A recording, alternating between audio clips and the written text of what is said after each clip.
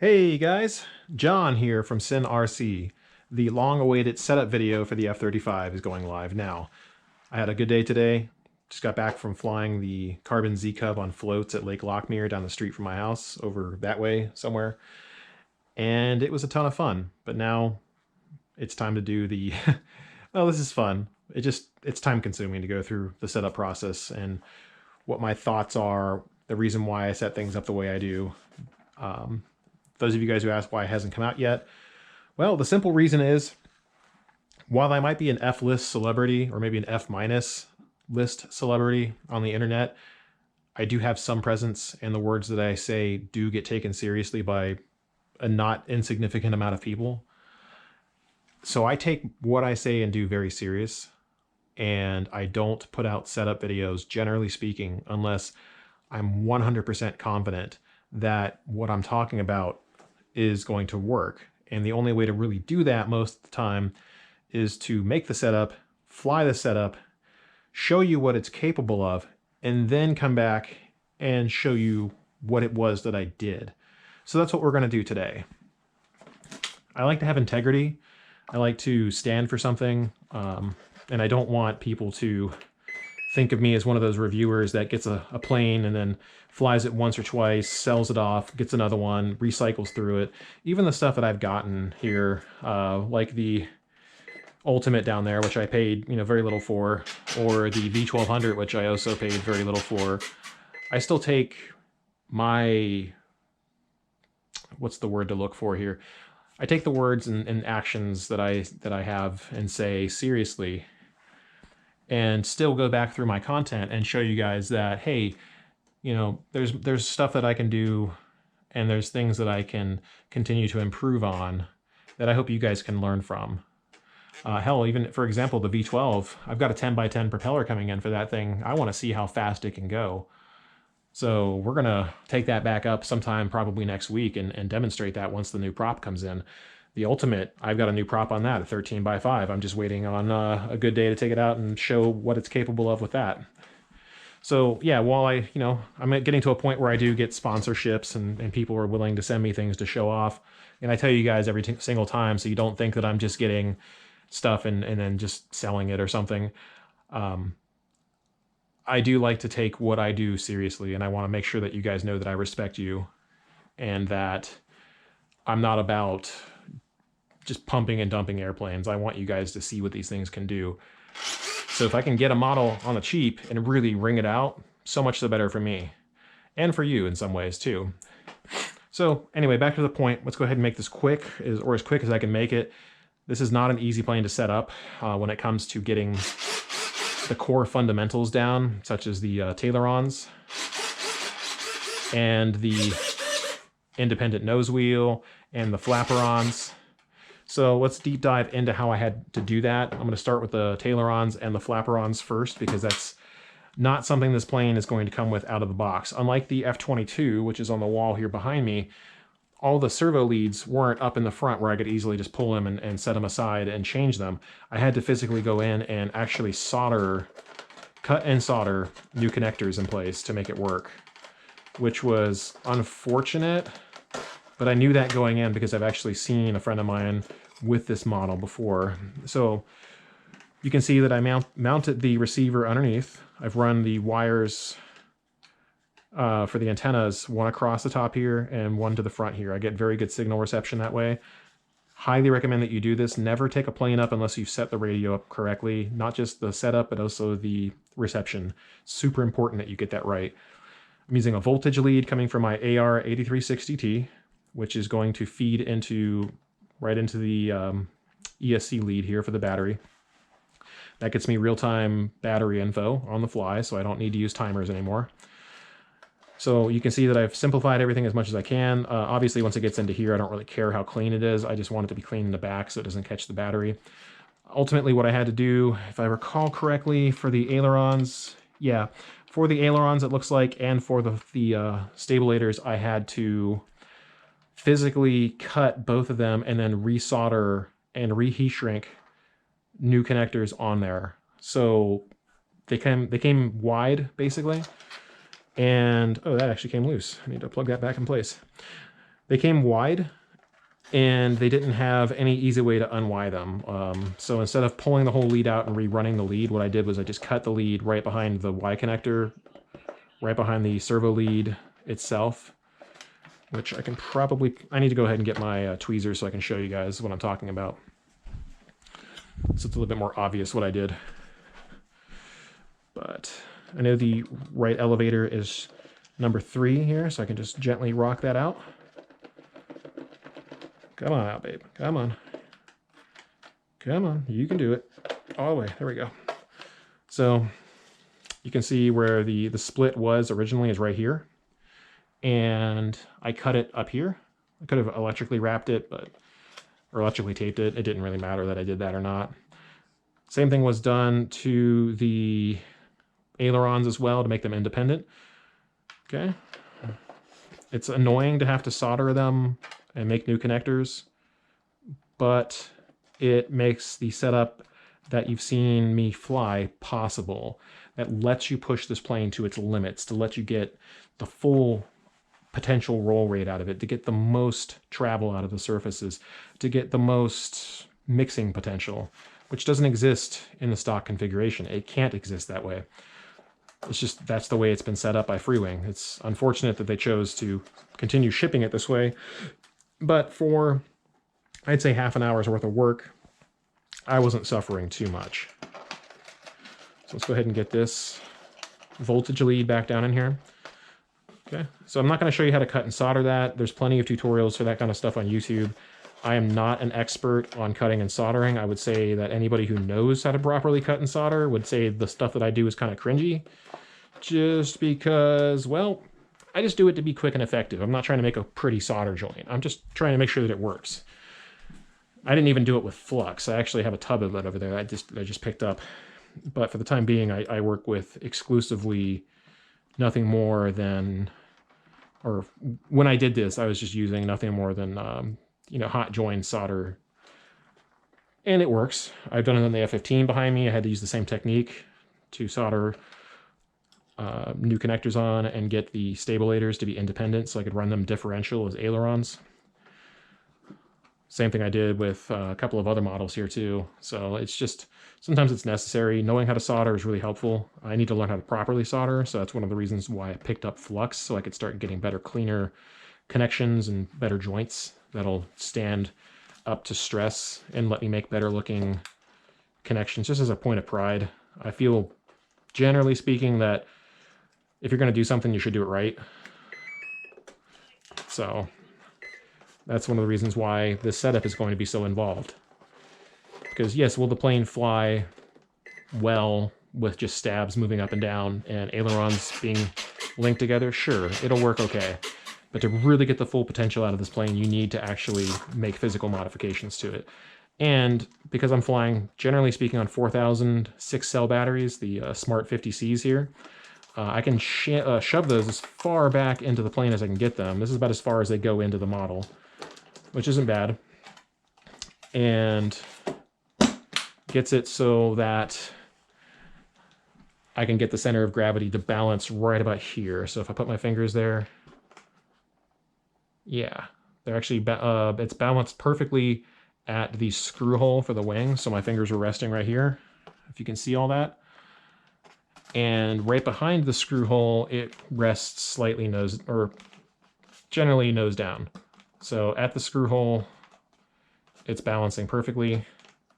Beyond that, it starts to rest nose down a little bit. So it could go back further. I do have an afterburner coming in, I believe, that's going to fix this. Hopefully get me some more rearward center of gravity on the model. But for now, let's go through the aerodynamic concepts and the reasons why I've set this plane up the way I have. First and foremost, the F-35, being a modern fighter jet, doesn't just have all moving stabilators like this. They also work in differential as Tailerons, which is super critical to getting the most flight performance out of the model. This is done by setting the plane up in a very particular way. You can do it in two different ways. What I'm going to recommend that you do is set them plane up initially as a as a Taileron setup. The reason for this is, let me check my phone to make sure that I can actually see, that you guys can see what I'm seeing. I'll just look at it at the corner of my eye. But anyway, I've got a Flaperon wing and I've got a dual elevator, one rudder config, but I'm going to be using this as a Taileron configuration when I bring it into the receiver. So I've programmed it in the receiver as a Taileron config, but in the model itself, the way I'm flying it with my transmitter, it's actually flying as a dual elevator setup. The reasoning for this is that I want these stabs to correct for more than just pitch. I also want them to correct for roll as well. So if I throttle up just slightly, okay, looks like one of my propeller bags just flew off. Turn up the gains and the roll gains completely so you guys can see what the model sees, or at least what the mixing makes the model see in terms of the throttle gains. You get roll correction on the stabs. This is obviously exaggerated. I've janked it up as high as it can go. And you get a ton of correction in pitch and in yaw. Now, if we put it back to normal values, give you an idea what that looks like. This is what it looks like when I'm landing with a little bit of thrust. So the plane is actively correcting in all axes. You can't do this unless you have differential stabs. So the differential stabs are huge. We'll get into the throttle-based mixing here in a few. I want to just cover the basics, or what I consider to be the basics first. So for this, you need to set up your... okay, I gotta go through all this on camera. I'm getting ahead of myself. Sometimes I'll have like 10 thoughts in my head and they're all trying to go through one door and only one of them can fit. So we're gonna just go step by step here. That way you guys know exactly what I'm talking about. So we're gonna go to aircraft type, first and foremost. This is in its fail-safe. I have it set to kind of try to spiral up and stall downward if it ever gets out of contact, essentially, or into fail-safe is the way to look at it. So we're using a Flaperon wing type with a, what is it, a Taileron A configuration, okay? But for this to work, we have to go in and change the receiver port assignment because it always defaults the 9th channel to the left elevator and the 8th channel to auxiliary 3 and the 7th to auxiliary 2. Well, unfortunately, we're using an 8-channel receiver. Aux 2 should be left elevator, not channel 9. So we're going to set aux 2 to left elevator and aux 4 to aux 2. Now, later on, this is going to come into play because I had to change these around. It's the this is what I refer to as the Spektrum Mixing bug. Because I had to change these two positions, I always have to mix to channel 9, which is going to be aux 2, to get the Taileron functionality independent on the dual elevator setup. Just try to remember this. It'll come back into play here in a little bit. Okay, so now that we have the plane set up in a Taileron configuration, what we do then is go to Model Adjust, Forward Programming. This is assuming that you've got everything else all set up the way you want it to be. You got your Flaperons. Well, this is another reason why I don't use Flaperons with a dual elevator type. You see this? How it's making the stabs move and roll as the flaps come down for the elevator comp. That is unfortunate, and it's supposedly something they're going to fix, but this is the way to get around it. So we're going to have this set up the way this is right now. System setup, you tell it to relearn servo settings, or you initially set it up like this, whatever way you want to do it. Okay. After you've done that, the receiver knows that it's a Taileron type. Okay, so it's going to still use these in roll and pitch, the two stabs. You go back to model setup, go back to aircraft type, change from Taileron A as the tail type to dual elevator, one rudder. Or if you have two rudders, use dual elevator, two rudders, whatever you want to use, it doesn't matter. Okay.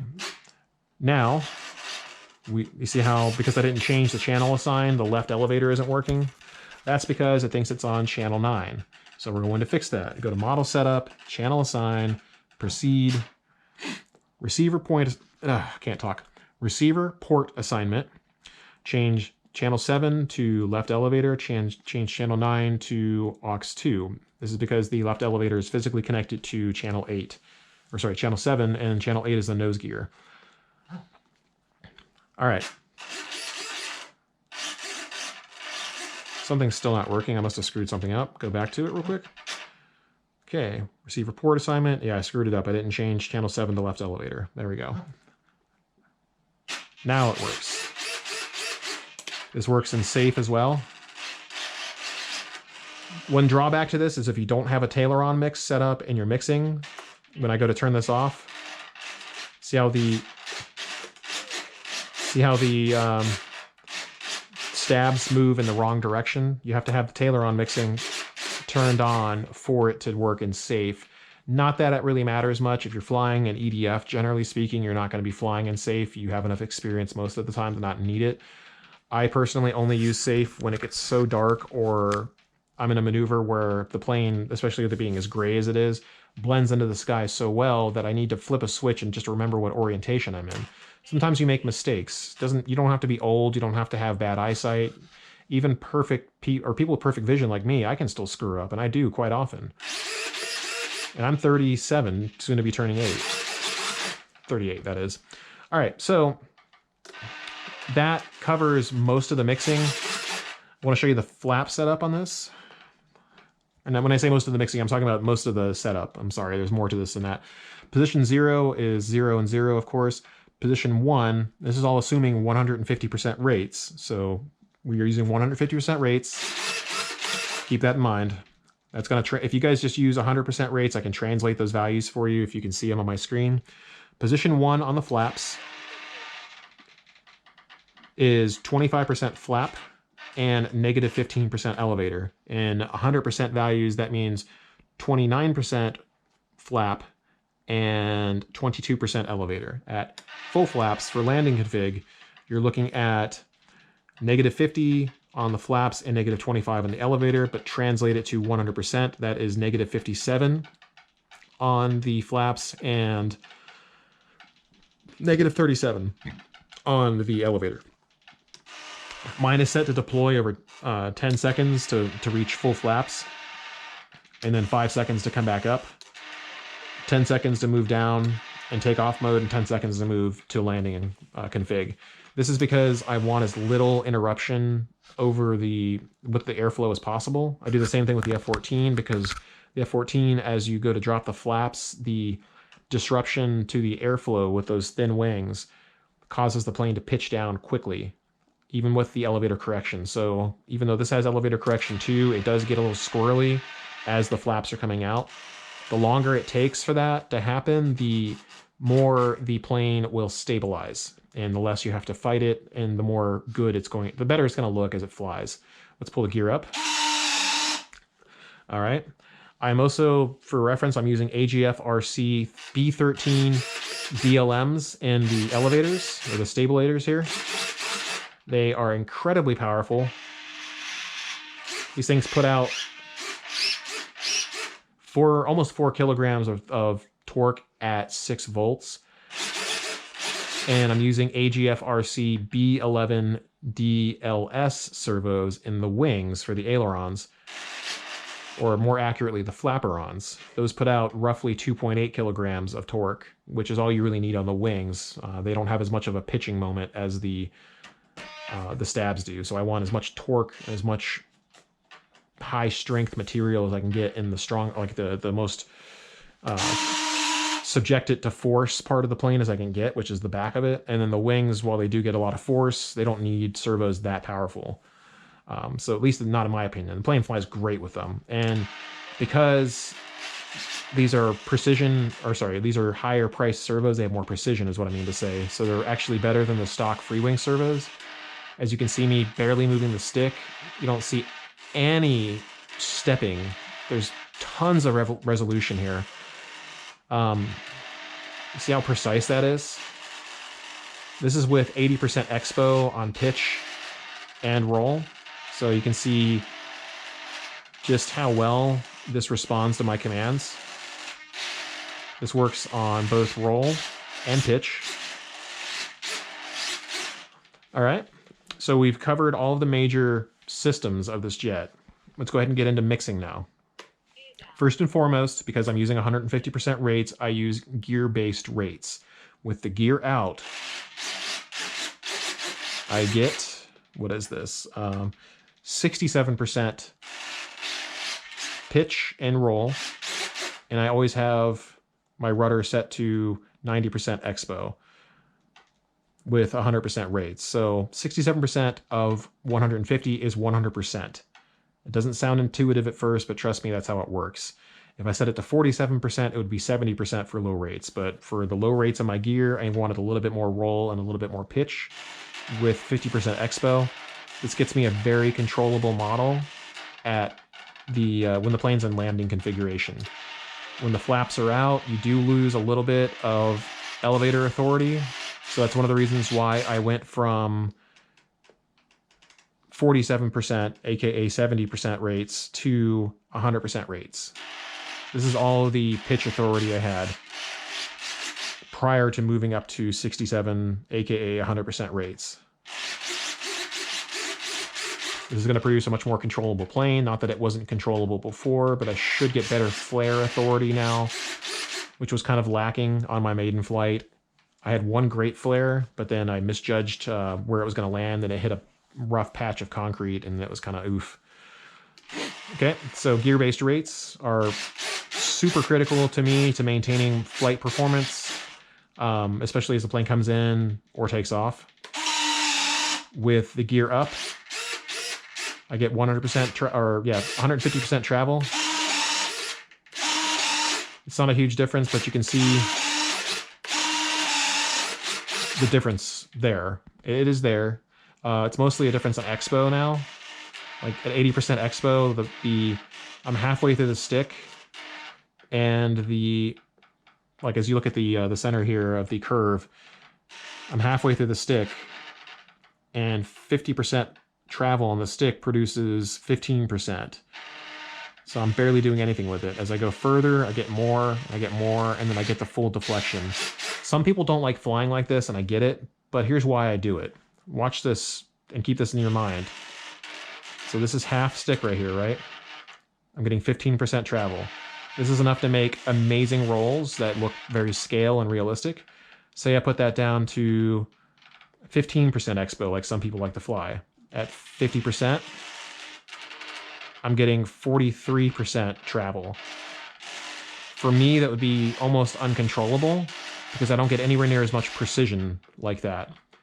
Some people like to fly with 0 expo, so let's see what that looks like at 50%, which should actually be 50 and 50. Yep, it's 50 to 50. So 50% travel is actually, if we go out and look at the monitor, 50% travel is something like 55 to 60, just about, because of the 150% rates. It feels very strange. I can't fly like that. I have to have the expo, but the reason why I have to have the expo is because when I'm flying halfway through the stick, I'm getting throws like most people set up their plane as their highest rates. This is usually what people would fly in their high rates. Most people don't consider this to be high rates. This to me is high rates, or as I used to call it, super maneuverable rates, which is what this plane is. This is one of the few planes that I own, including the F-22. Hell, even the Viper jet up there meets the definition of super maneuverability because it can fly post-stall in a Harrier, just like this plane can, just like the F-22 can. Hell, even the AL-37 can fly post-stall briefly, but I wouldn't call that a post-stall plane or a super maneuverable plane at all. But if you've seen this thing drill bit through the air, spinning at like 1,000 degrees a second, you would definitely understand why I use these rates and these expo settings. So that's the theory behind gear-based rates. Produces a much more controllable aircraft when the gear are out, especially when I'm going to turn and I drop the gear. I get a little bit more throw. It's actually more controllable sometimes with the gear out. But that also depends on your airspeed and some other factors too. I don't want to get hung up on this too long. I don't want to be doing this all night, but I do love making these setups for you guys because everybody seems to enjoy them. All right, starting with mixing. Let's go ahead and start with the throttle-based gains, also known as my flight control computer. This is a very crude approximation of a flight control computer, but it works very well. Based on some suggestions on the F-15 setup video, I learned from the community of people who watch my videos that there was a consideration I had never thought of, which is I can tie the throttle-based gains to my gear. So if you look at my screen, this is with my gear out. Okay, as I go into landing thrust, where I'm kind of holding the nose up a little bit with some thrust, I have a ton of stabilization, and as I go all the way up, I get very little, right? When I pull the gear up, notice the curve completely changes and it just goes down to very little. This is controlling pitch and yaw only, okay? I can demonstrate what that looks like. Actually, I showed you guys earlier, but I didn't show you what it looks like with the gear up. I have to take my throttle cut off. I'll talk why I have to do that in a second, but we'll get there soon. This is what it looks like with the gear up. I can't enable the throttle right now because the cut is on, so let me go ahead and put the cut on, but it's going to make the gear drop. I'll talk about that in a sec when we get to that point. Okay, still in the same thing, but the cut's on, so I can actually go to full throttle. At full throttle, it has very little effect. You can barely even see it on camera, I bet. There's a little bit of yaw correction, but that's really it. It doesn't do a whole lot at full throttle, and you don't want it to, because the faster you go, the more likely it is that you'll induce oscillations, and those can be terrifying when it's flying at your face and you're freaking out. Under landing configuration, when I have it in about landing thrust, I'll show you how this works, and I'll show you the receiver setup too. You can see the stabs correcting for roll, a lot more in pitch, and for yaw. And as I throttle up, they pretty much become the stabilization wears down, like a full-scale fighter jet computer does too. The faster you go, the less surface travel is needed to maintain stability. Okay, this works to great effect, and it's actually quite awesome. For this to work, I made two mixes. I made one for throttle to X+1, which is controlling pitch and yaw, and then I made one for throttle to AX6, which is my roll game, which is controlled by this switch. AX6 is significantly tamped down with the gear out. A little bit of this goes a long way. Okay, with the gear up, that center bump for the landing thrust is taken out and it just turns off towards the end. This makes the plane very stable throughout the flight envelope. There was very little wing rock. Whatever wing rock there was coming from turbulent air coming off the tree line that was there when I was flying that day. Moving on, let's show you how the trimmable nose wheel works. I talk about this in every one of my videos where I can actually make it work because it is awesome. It is absolutely 100% awesome. Okay, gear out. So when I push the right trim up, the steering goes right. When I push it down, the steering goes left. Okay, let me turn the volume up a little bit so you guys can hear it. Steering 10. So I have an actual call out for it too that tells me what the value of it is. I have it set up too so when the gear are out, the nose wheel can rotate. When the gear are up, the nose wheel doesn't move. The reason why the gear are not coming up even though I threw the switch is because when throttle cut is on, I have a mix that prevents me from pulling the gear up. So if I'm on the ground and I fat finger or forget, I can't accidentally do that, bring the gear up and damage the plane or damage the retracts. So check this out. Ear down, ear up, ear down, ear up. I'm holding full right rudder Ear down, and it's only activating when the gear are out. ear down. Okay, that's how that works. That's a pretty simple mix. I'll show you how that's set up. It's just the channel called RT, source target called RT, mixed to AX3, which is the nose wheel channel, at a rate of 100 to 100. It's always set to be on, so no matter what I do to it. Steering 8. So steering 8 correlates to -8. Steering 0. Which just moves it around a little bit. No big deal. Very, very easy to work with. Hold on a second, I gotta check on my kid. I had to check on my son. He's getting into that age where he's afraid of the dark and he has to have certain lights on in the hallway, and if he doesn't have the light on, he gets really upset. Anyway, back to this setup here. We are moving on to rudder to AX3. This is what controls the travel of the nose wheel. This one's actually an interesting little mix that I've set up because on my taxi testing, I noticed this thing is very susceptible to tipping over. It does have plastic wing protectors underneath the wing that are on the edges of the wingtip that protect it from major damage, but you do have to touch it up with paint. I decided I really would rather not have to keep doing that, and made a mix to make it harder to have the plane flop over and ground loop. So here's how I accomplish this. I'm using a curved mix of rudder to my nose wheel channel, which is AX3. 1 second. Okay, and this is set up in a particular way. The first point is set to 125%, the second point is set to 39%, and the second point is at -50. Okay, center point is 0. Third point is -39%. Or sorry, fourth point is -39%. Fifth point is -125%. This is creating your own level of expo just for the nose wheel. This dampens out the movement of the nose wheel even more. Let's go ahead and rotate the plane so you can see just how little it's actually moving. So I'm going to lift up the nose, and you should be able to see it quite clearly. Okay, this is halfway through the stick, and the nose wheel is barely moving.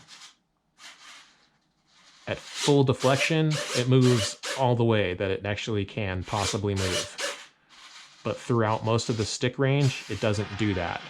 That's because this mix is controlling how far it can physically travel. This is awesome.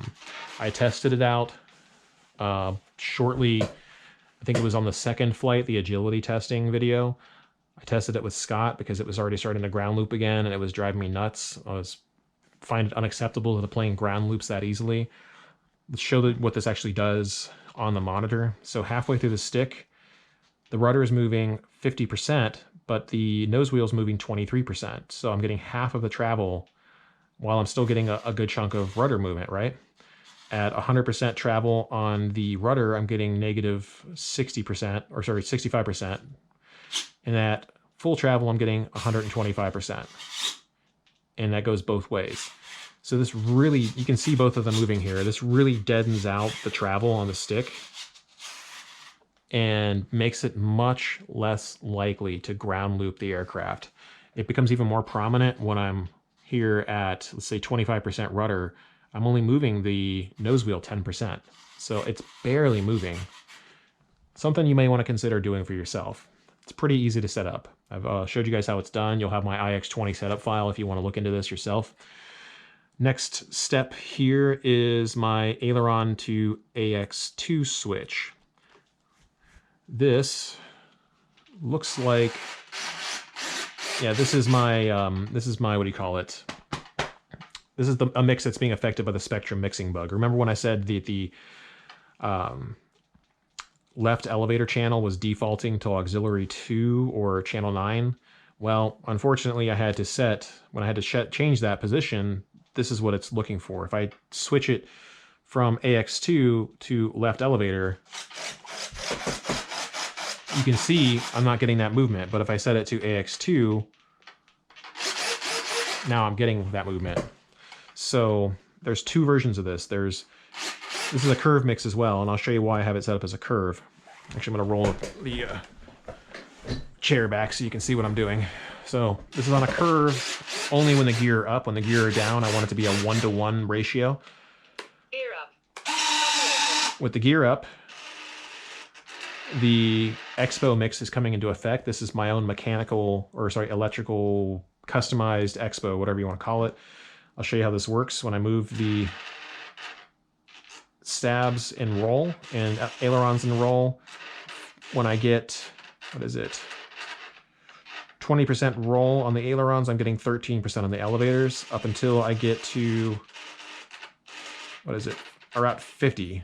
At about 50, they're exactly the same.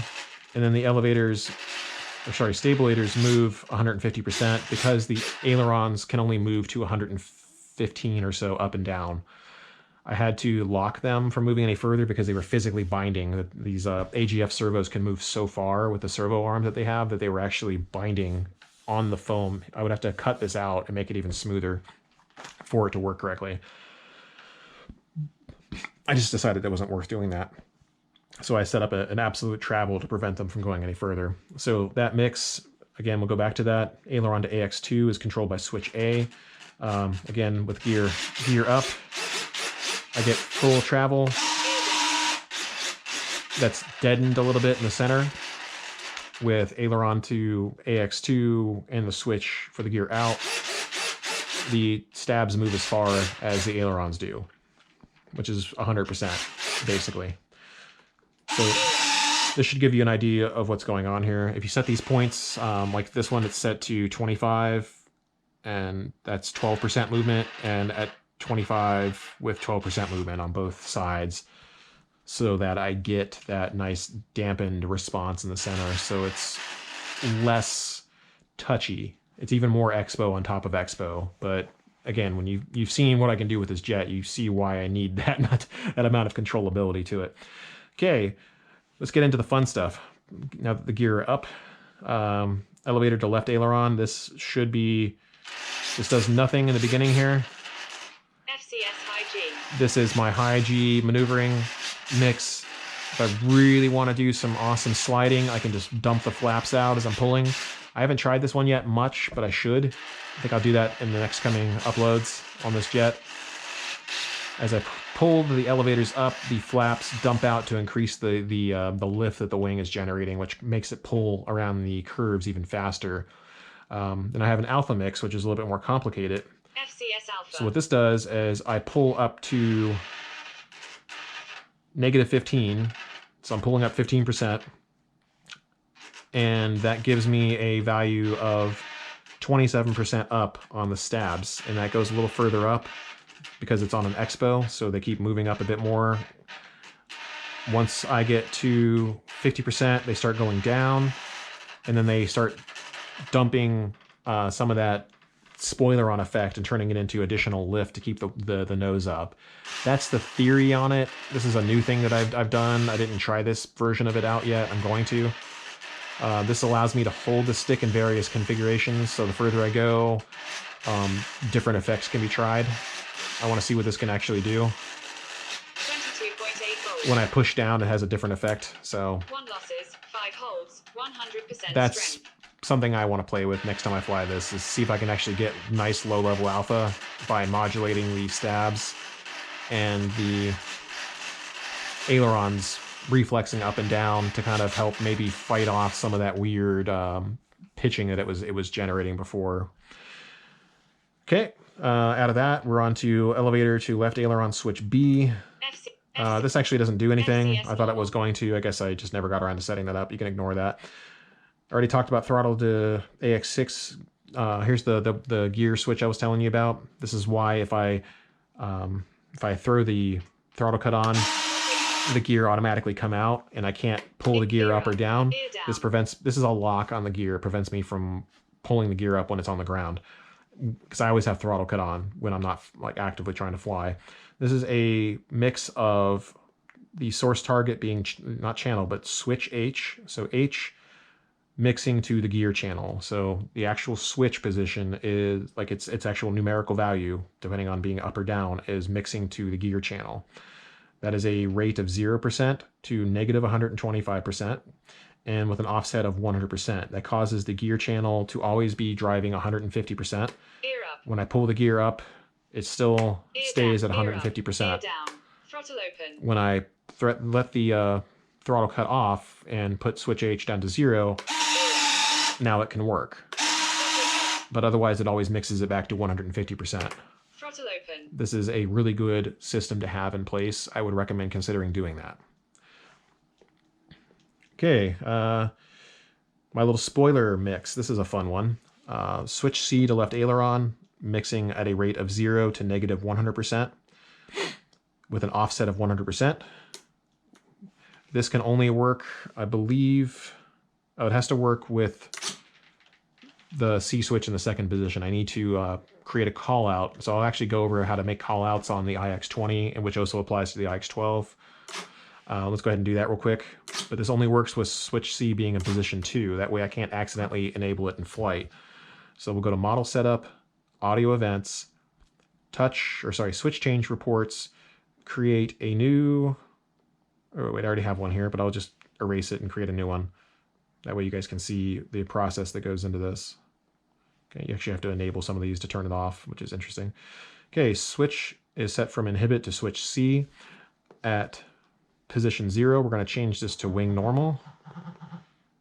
Could also call it FCS normal, but that's fine. Wing normal is okay. We're going to set position 1 to be spoilers armed. Let's turn this up a little bit more. Okay, that didn't obviously type right. Okay, and I screwed that up. Wow, I can't type. So position 1 is spoilers armed, which means it's telling me if I haven't flown this plane in a while and I go throwing my hands to the switches, I know what I'm going to be doing. So I know what to expect when I go down to the next position, which will be spoilers. And normally I used to have it say all sorts of cool stuff like spoilers deployed or spoilers enabled. These days, just to limit the amount of things that the transmitter says, I just have it say the base thing that I needed to say, which is wing normal, spoilers armed, spoilers armed, and spoilers. Spoilers. That way I know what they're doing. I do not want to enable this on the air or when I'm flying.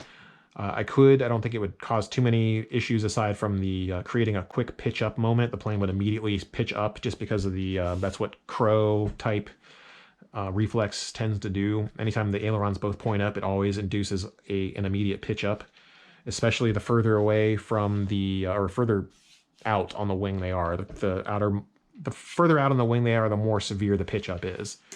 Wing normal. This creates a pretty strong pitch up response.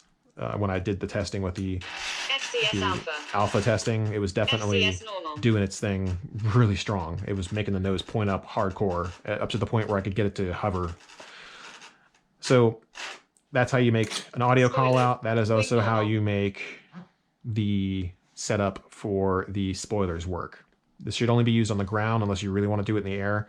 This will help create more friction on the tires, which will help it increases the contact patch on the ground, which increases or decreases the amount of time it takes the plane to slow down. It's mostly a gimmick, although I do like having slower rollouts so I can get the plane back and get up in the air faster. It's all personal preference. This is what I use. Back to the mixing. We have ailerons. To right aileron is switch D. Let's see what I'm doing with this. Flaps 50. Okay, this is controlling my... I can't wait till they let me name these mixes so I know exactly what they are in the future. This is preventing the ailerons from moving when they're deployed as flaperons. So when the flaperons are out, this prevents them from doing anything. This is a mix of ailerons, so should be read as the entire aileron system controlling the right aileron, which controls the oppositional differential movement of the ailerons. So when you mix -100 to -100 on that, no matter what, they will never move until you turn that switch off that's controlling it. So it's switch 0, it's set to 0 and 0. On switches 1 and 2, it's preventing them from being used as ailerons at all, and the only roll control comes from the stabilators. This should actually improve lower speed handling and prevent, especially if you go to roll, or especially if you go to roll, it'll prevent the stabs from accidentally inducing a roll.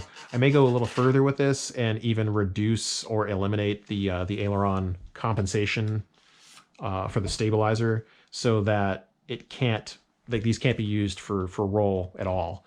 That would greatly reduce and or just totally eliminate one potential possibility of having a wing stall from this.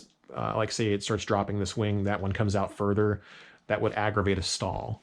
So having those just fixed in position and never being able to move would be something I'm going to consider doing in the future. All right, moving on, aileron to AX2. This one hasn't been finished yet. I'm probably just going to get rid of it. This is just a mix that only works well when the gear are up. This just turns off the stabs, basically. But because I'm using a curved mix, see how it's not a one-to-one, like the stabs still move a bit. So it's fighting the other mix that's active. I'd have to do some extra rejiggering to make it work. For now I'm quite happy with how this is set up. This should cover just about that covers everything that you need to know about this plane in terms of setup, in terms of mixing, in terms of the basic stuff that you would need to know before you flew it. Next up on the list, real quick, I put this as a task on my phone like almost a month ago. One of my frequent watchers asked me to set up a quick, how do you do a call out on audio like this? 22.78 volts. That is done by 1 going losses, to 5 holds, 100% strength. audio events, custom reports, enable, like you just create a switch E mix. So just go to plus sign, go to assign it to switch E. On position 2, 22.78 volts. for me, what I do is set it 22.78 volts. Set it to a frequency of 30 seconds, and then you enable $capital RPM _ volts. There's a macro button you can just press to get to that point where you don't have to type that in. You just hit macros, touch the part that says flight pack, and then touch the part that says voltage min, max. That will tell you what you need to know to make the audio callouts that you so often hear me 22.8 volts. using on my channel. If you use an iX20, one thing you can do is have touch switch reports, which, as I touch this, 22.78 volt. 22.78 volts. You can see that anytime I touch that switch when it's in position 2, I get the information on the battery without having to wait for it. So let's go to touch switch reports and you'll see how that's set up. So for touch switch E position 2, if the battery, or sorry, if the 22.8 volts. If switch E is sitting at position 2, when I touch it, it tells me what the battery level is. If it's in position 1, it will tell me what my losses are. 100% strength. It will tell me what my losses are, what my holds are, and what my signal strength is. That's done by using $QoS _F, all in caps. And then I type the word losses after it, comma, $QoS _H, holds, comma, $signal strength, and then the word strength after that. And then the text to speech will actually say whatever you tell it to. Heck, I could even go even further with this if I wanted to. You can have this thing say basically anything. Watch this. I'll say, please be sure to subscribe to my channel if you found this helpful. And if I can type this correctly.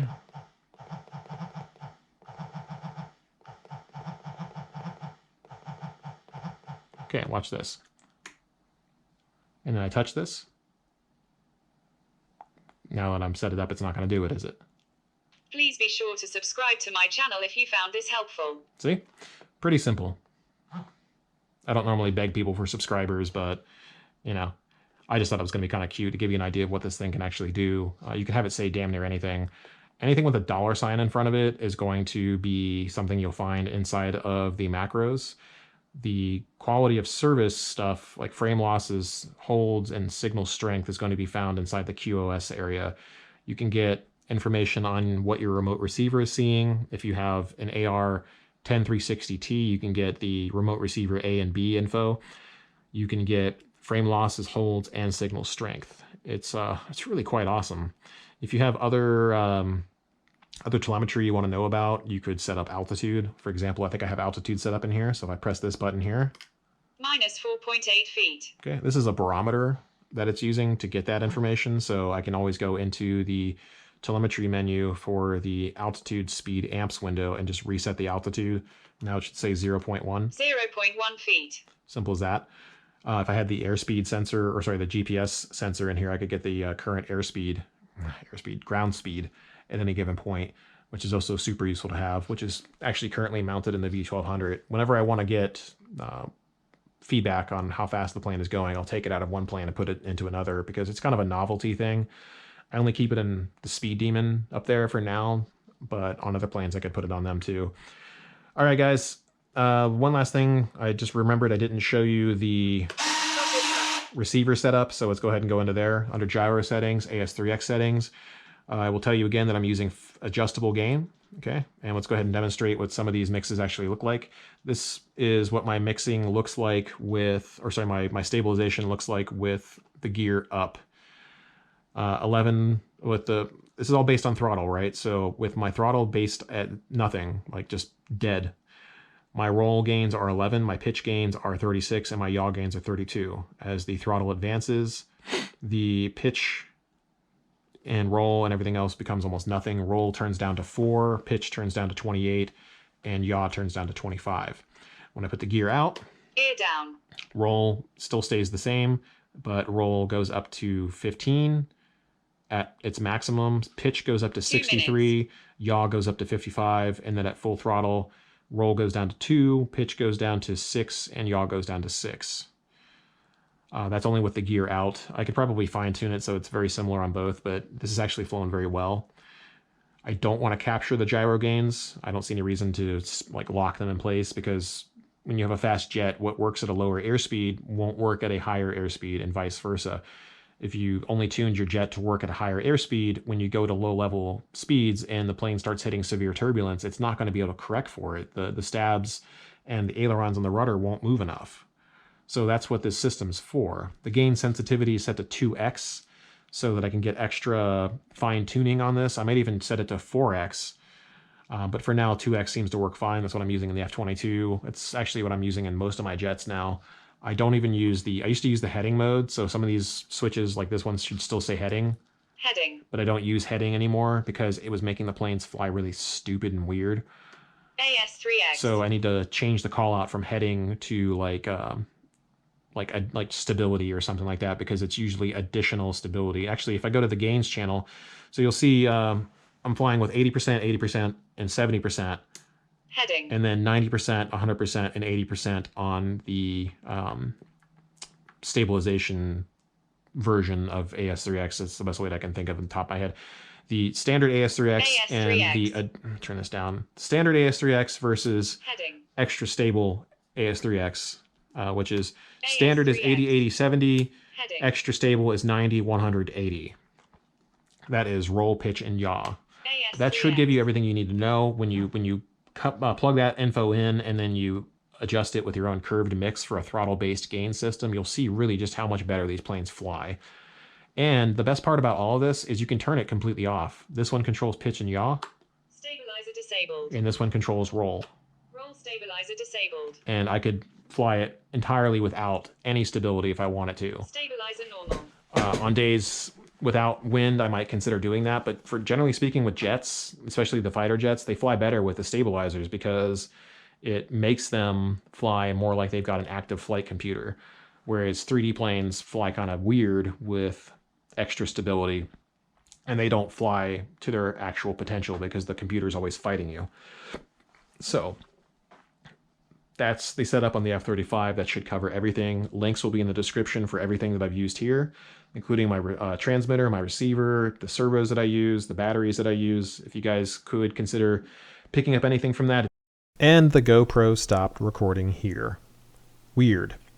Anyhow, what I was saying was that buying from those links does support the channel, and I wanted to say that I really appreciate all of you for taking the time to watch me when you could choose to watch pretty much anyone else on YouTube. Thank you so much for helping me grow this channel and for choosing to be part of my little community. See you next time.